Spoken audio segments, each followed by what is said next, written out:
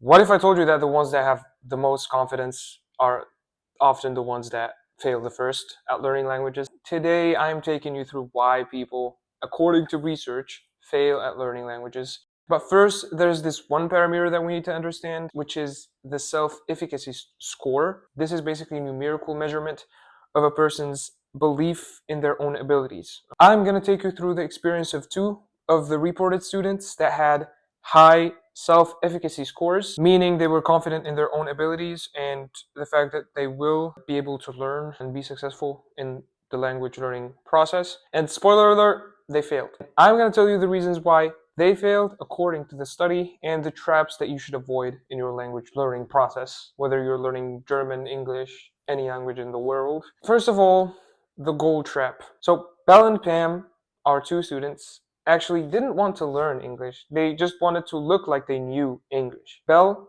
chose the course because one of her friends told her that the tutor was the best and you would get good grades if you go to this course. Pam's motivation was that she wanted to get a language certificate to please her mother. Meanwhile, the completers of the course, aka the ones that succeeded in the language learning task that they had mastery goals, meaning they focused on improving their actual competence rather than just getting a grade. Now, what we can understand from this is that if your goal is getting like an A grade or looking smart, then every mistake will feel like a disaster.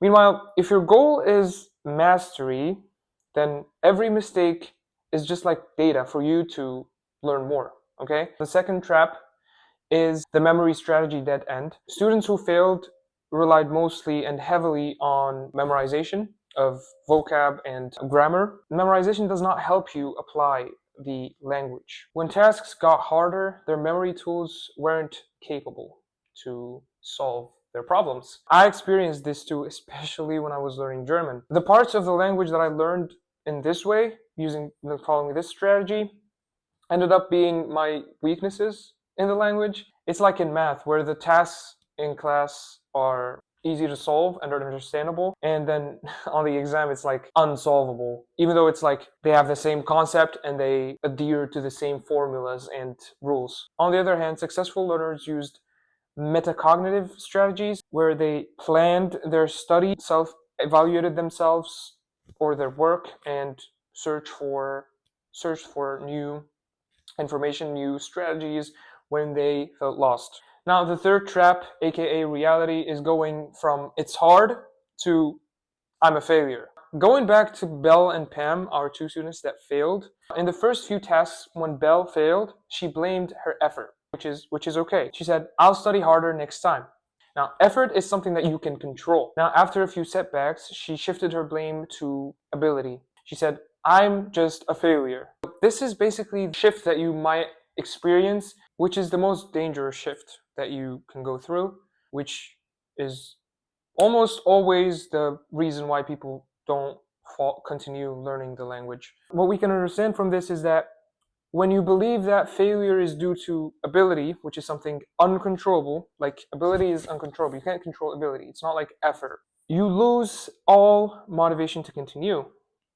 This is called learned helplessness. Now, the fourth aspect is the feedback paradox. For Belle and Pam, their language teacher used to use correction symbols to let students know their own mistakes. Okay?